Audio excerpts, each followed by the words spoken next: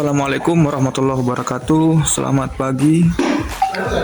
Mohon izin dosen, pada kesempatan UTS hari ini kami Sersan 1 Satria Dharma Putra dari kelas Telkomil tingkat 2 membuat sebuah prototipe sistem kenyamanan belajar berbasis sensorik terpadu pada meja belajar.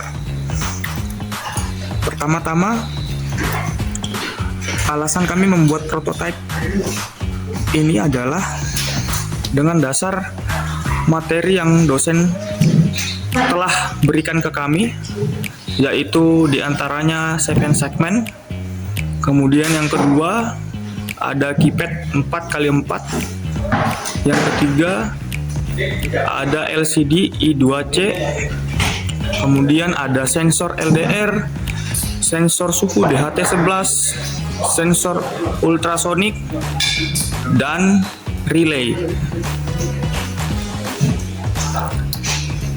Pada kesempatan ini, langsung saja kami akan membahas arsitektur dan algoritma terhadap proyek atau project yang kami buat. Yang pertama adalah nama proyek ini Smart Fun atau Smart Desk Workstation, di mana menggunakan dua mode, yaitu mode otomatis dan mode manual. Pada saat mode auto, ketika sensor ultrasonik mendeteksi objek, maka lampu dan kipas angin yang kita anggapkan ini akan menyala secara otomatis untuk membuat objek ini yang kita anggap sebagai manusia merasa nyaman di meja belajar. Contoh sebagai berikut. Nah, jadi ketika objek sudah terdeteksi di jarak 50 cm, maka lampu dan kipas akan menyala secara otomatis. Pada mode ini, yaitu mode auto, kipas dapat diatur speednya menggunakan sensor suhu DHT11.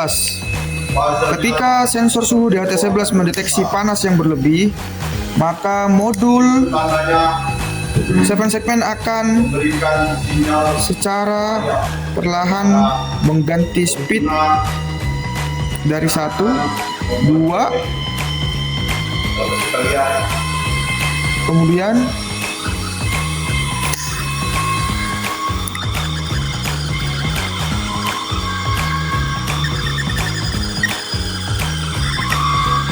sampai dengan 3. Baik, selanjutnya kita akan membahas tentang peralihan atau transisi ke mode manual. Jadi sistem ini dilengkapi dengan dua mode. Kita langsung tes.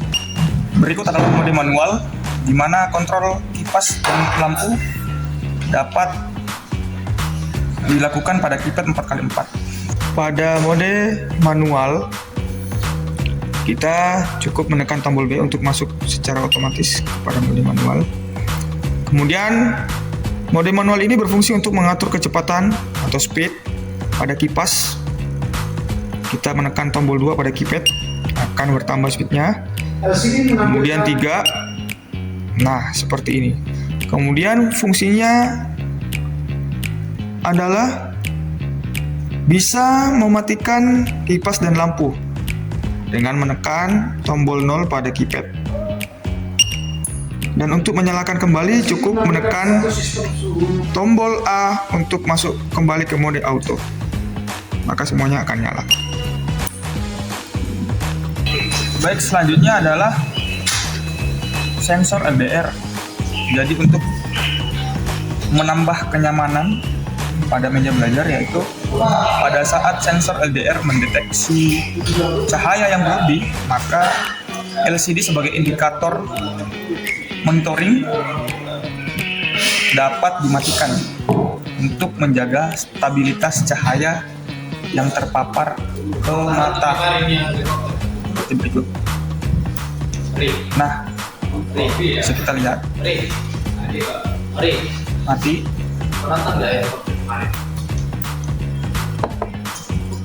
Kemudian untuk buzzer yang kita gunakan kita fungsikan untuk berbunyi ketika menekan semua tombol yang ada pada keypad 4x4, dan juga berbunyi pada saat ultrasonic mendeteksi objek di jarak 50 cm. Kemudian kami gunakan lever wire connector karena kami menggunakan adaptor 12 volt untuk menghidupkan Arduino dan motor driver dengan cara kita memakai lever wire connector, yaitu arus yang kami alirkan ke motor sebesar 12 volt. Ulangi tegangan yang kami alirkan ke motor driver adalah sebesar 12 volt. Kemudian tegangan yang kami alirkan ke Arduino cukup 5 volt menggunakan step down buck converter untuk menjaga